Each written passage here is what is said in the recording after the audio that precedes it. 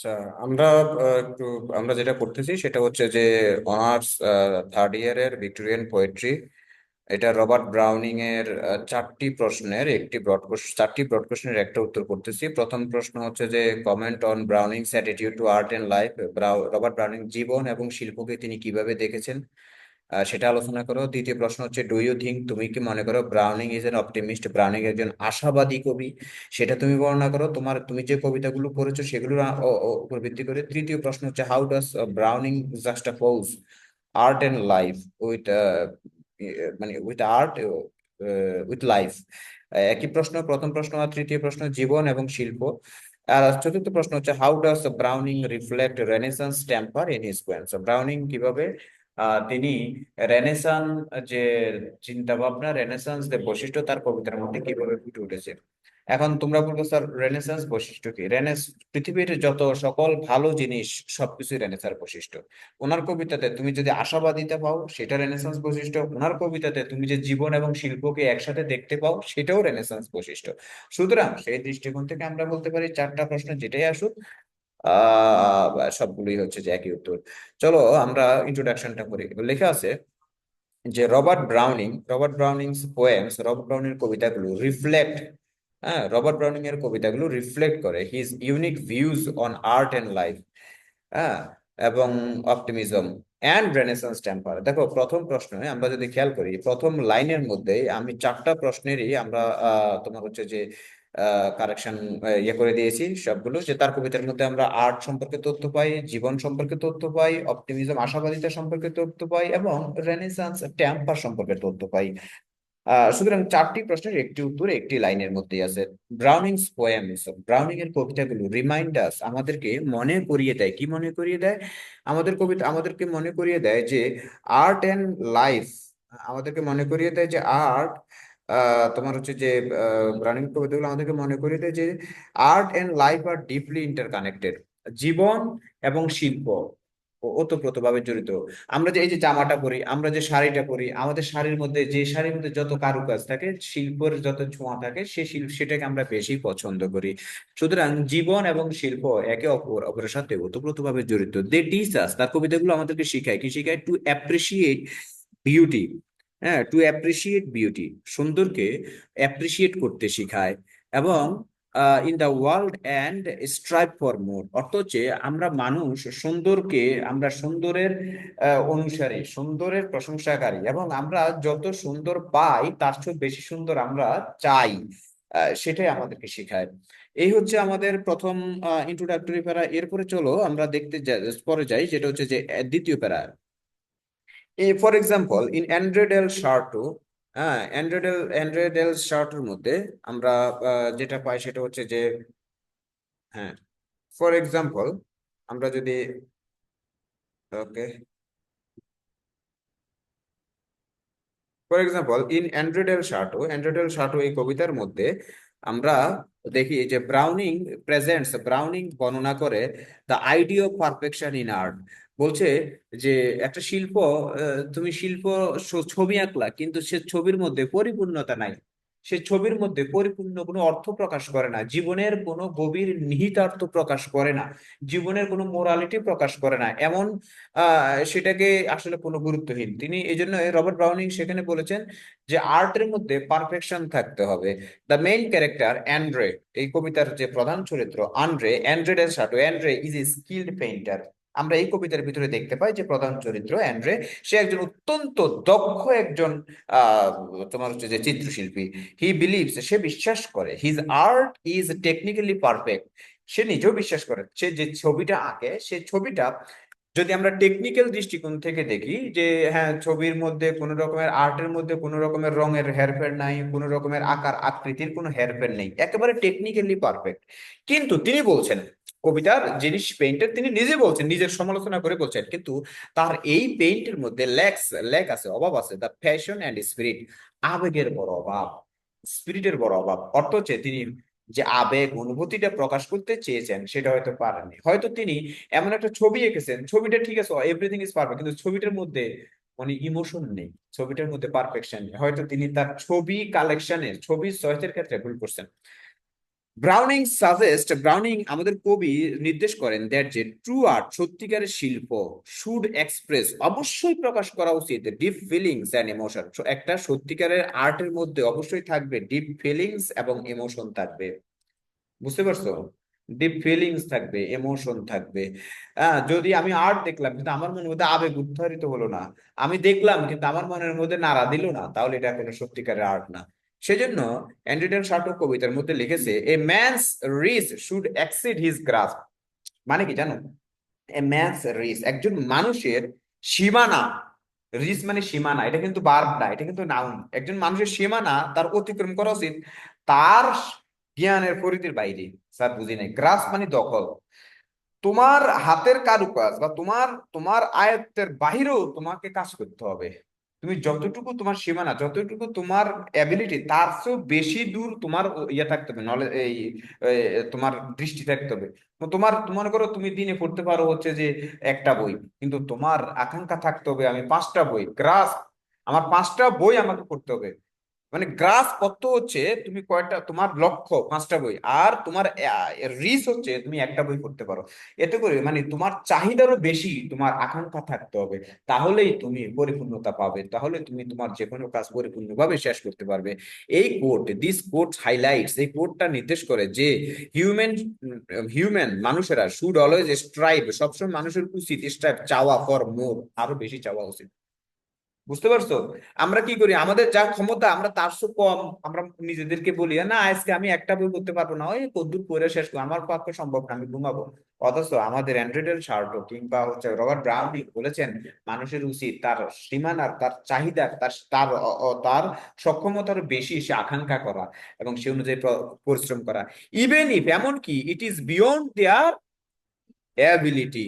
হ্যাঁ, তাহলে আমরা এই অ্যান্ড্রিডেল শাটো থেকে দেখলাম যে রবার্ট ব্রাউনিং বলেছেন যে আমাদের উচিত আমাদের সামর্থ্যের বাহিরেও আমাদেরকে আমাদের প্রত্যাশা করা উচিত, আমাদের অ্যাবিলিটির বাহিরেও আমাদের চাওয়া উচিত এবং সেই অনুযায়ী কাজ করা উচিত। তাহলেই আমরা যেটা করতে পারবো সেটা হচ্ছে যে আমরা আমাদের লক্ষ্যতে পৌঁছতে পারবো। আদারওয়াইজ এই পৃথিবীতে কম্পিটিশনের যুগে আমাদের পক্ষে আসলে খুব টাফ কিন্তু। এবার আসো আমরা চলে যাই আরেকটি কবিতা। হ্যাঁ, আমি একটু ফোনটা ধরি। হ্যাঁ রাকিব, ওয়ালাইকুম সালাম।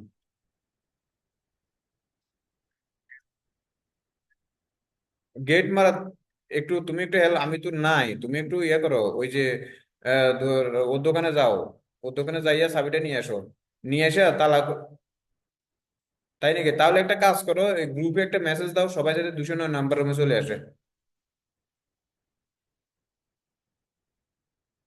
আমি একটু ব্যস্ত আছি, তুমি 209 নাম্বার রুমে চলে আসো ওদেরকে নিয়ে, যদি খোলা না থাকে, আর স্যারকেও একটা ফোন দিও। আমি ডিপার্টমেন্টে আছি, একটা অন্য কাজে আছি, ব্যস্ত। হ্যাঁ হ্যাঁ, আর গ্রুপে মেসেজ দিয়ে দাও 209 নাম্বার রুমে চলে আসেন সবাই। আর স্যারকে একটা কল দিয়ে দাও, স্যার 209 নাম্বার রুমে, ওকে? আরে সস। আচ্ছা আমরা তো যেটা করতেছি, পরের কবিতাটা হচ্ছে প্রালিপলিপি। আহ প্রালিপলিপি, এই কবিতাতে ব্রাউনিং উদ্ঘাটন করে connection between art and life. ওই যে বললাম আমাদের connection between art and life অর্থ হচ্ছে জীবন এবং আমাদের এই শিল্পের সাথে যে কানেকশন, সেটা আমরা একটু এখানে উনি এই কানেকশনটা দেখান। তো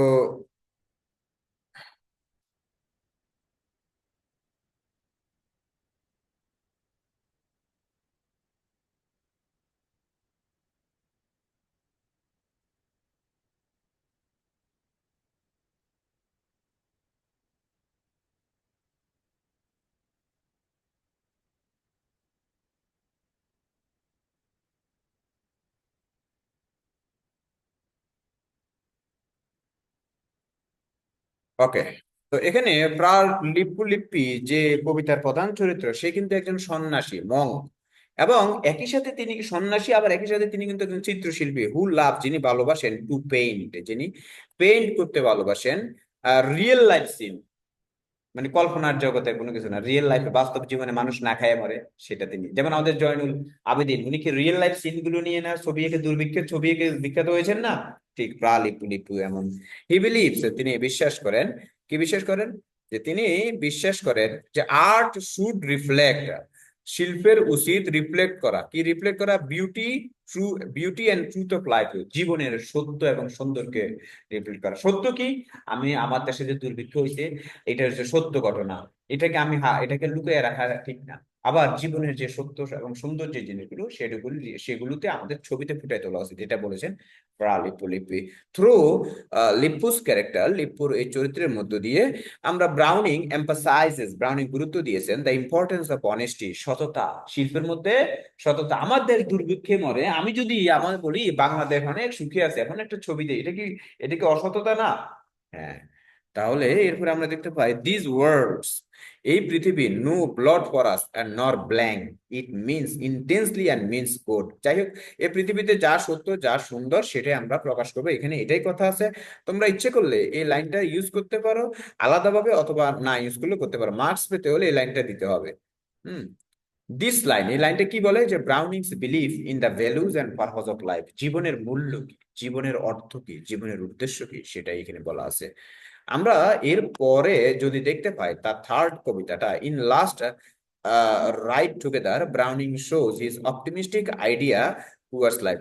আমরা জীবন নিয়ে হতাশ, আমরা জীবনে যখন খুব কষ্ট পাই তখন ভাবি এ জীবন আর কি জন্য আসলাম, এটা নিয়ে ব্রাউনিং তিনি আশাবাদিতার কিছু কথা বলেছেন দ্য লাস্ট রাইট টুগেদারে। The poem is about a man, এখানে একজন, ওই যে আমরা পড়েছি, এই চাচা হেনা কোথায়, হ্যাঁ, হেনা, হেনার তো বিয়ে হয়ে গেছে বাবা। তো এরকমই একজন বাপ্পারাজের কাহিনী এখানে আমরা পাবো। This poem is about a man who is rejected by his lover, মানে বিলাবেট আর কি। এখন একজন মানুষের কথা শুনবো যে তার বিলাবেট মানে তার প্রেমিকের কাছ থেকে সে রিজেক্টেড হয়েছে।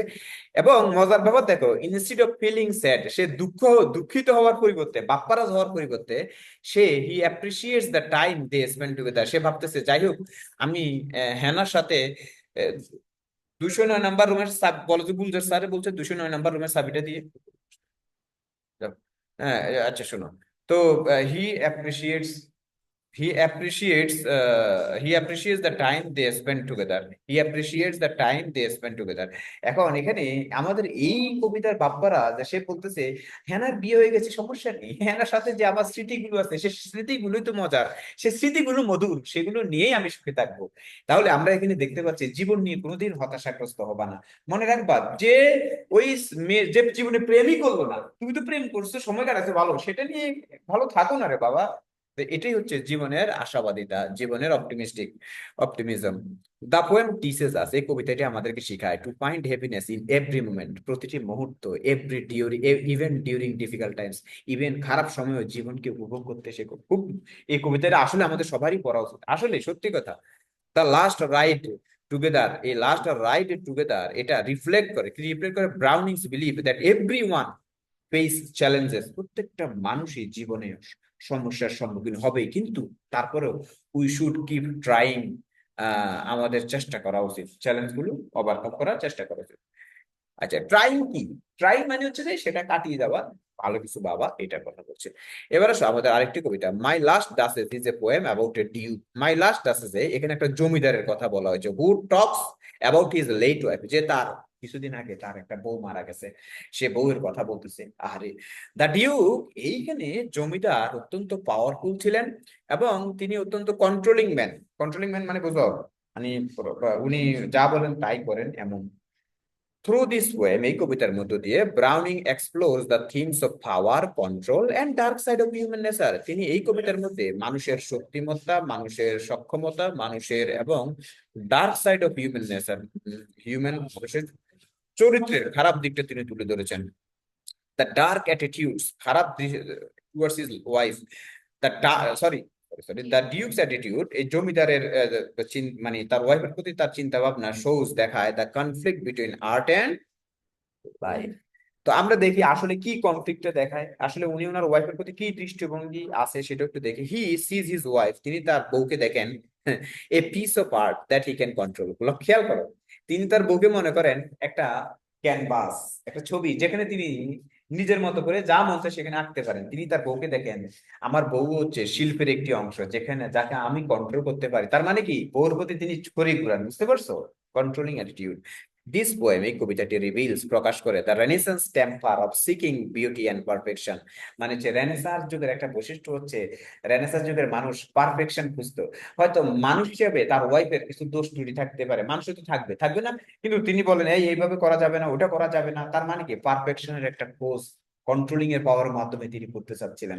এতে আমরা পাই রেনেসান্স কোয়ালিটি। এবং এটা কিন্তু ভালো কোয়ালিটি, এটা হচ্ছে dark side of human behaviour, অন্যকে আমি কন্ট্রোল করার একটা চেষ্টা। এবার আসো last but not the least, অবশেষে renaissance temper is also evident in Browning's in in এখানে একটা কথা হবে ইন, আমি একটা চেঞ্জ করে দেবো, in other poems as well. Browning এর অন্য কবিতার মধ্যেও আমরা রেনেসান্স স্পিরিটটা পাই। যেমন হি অ্যাডমায়ার্স, তিনি প্রশংসা করেন, ব্রাউনিং প্রশংসা করেন কিউরিসিটি, জানার আগ্রহ, এন্ড ক্রিয়েটিভিটি, এবং সৃষ্টিশীলতা। স্টুডেন্টরা বলবো 5 মিনিট। হি অ্যাডমায়ার্স, তিনি প্রশংসা করেন the curiosity and creativity of Renaissance period. আচ্ছা, জানার আগ্রহ, এটা কি ভালো না খারাপ? ভালো। এবং ক্রিয়েটিভিটি, সৃষ্টিশীলতা, ভালো না খারাপ? ভালো। তাহলে এটা কিন্তু রেনেসাঁ যুগের বৈশিষ্ট্য। আর এই দুইটা বৈশিষ্ট্য আমাদের কবি হচ্ছে রবার্ট ব্রাউনিং প্রশংসা করেছেন। এবং এই দুইটা আমরা পাই কোথায়? প্রালিপ্যলিপিস। প্রালিপ্যলিপির মধ্যে, যে ইন প্রালিপুলিপির মধ্যে আমরা কি দেখতে পাই? যে পেইন্টার্স লাভ, যে প্রালিপুলিপির মধ্যে যে যে চিত্রশিল্পী তিনি ছবি আঁকেন, তার লাভ ফর আর্ট, শিল্পের প্রতি তার ভালোবাসা, and his desire to capture the beauty of life, এবং জীবনের সুন্দর জিনিসটাকে ক্যাপচার করা, শিল্পের মধ্যে ফুটিয়ে তোলা, ভেরি ক্লিয়ার।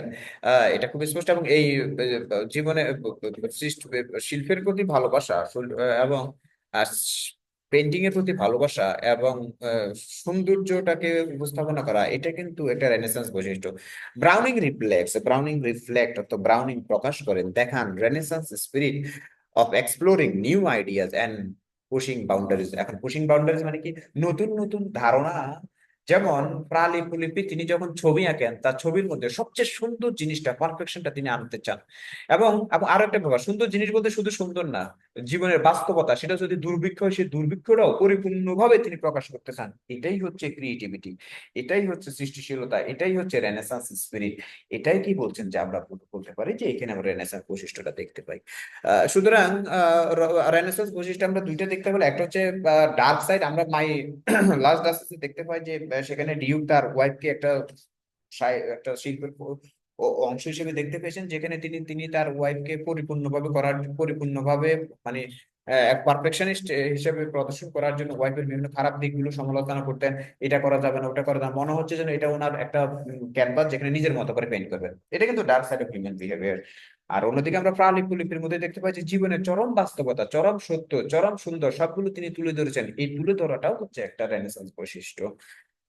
এবার আসো আমরা কনক্লুশনে চলে যাই। In conclusion, Robert ব্রাউনিংস poems reveals, Robert Browning এর কবিতাগুলো প্রকাশ করে ডিপ থটস, গভীর ভাবনা, অফ আর্ট, আর্ট মানে যে শিল্পের সম্পর্কে গভীর ভাবনা, লাইফ জীবন সম্পর্কে গভীর ভাবনা, এবং হিউম্যান স্পিরিট মানুষের আবেগ সম্পর্কে ভাবনা তিনি তুলে ধরছেন। He emphasises importance of emotions and honesty in art. তিনি বলেন আর্টের মধ্যে সততা থাকতে হবে, যেটা বাস্তবে সত্য সেটাই আর্টের মধ্যে উপস্থাপনা করতে হবে। ব্রাউনিং আরো দেখান his optimistic attitudes towards life, জীবনের প্রতি তার আশাবাদিতা।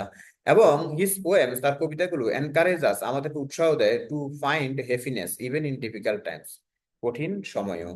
হ্যাঁ, moreover his poems admire the creativity of Renaissance period. লক্ষ্য করো তো, চারটা প্রশ্নেরই কিন্তু চারটা লাইন আছে, আছে না? তুমি যে পরীক্ষায় যে প্রশ্নটা আসবে সেই অনুযায়ী সেই অংশটা কি করবো আমরা? নীল কালি দেব।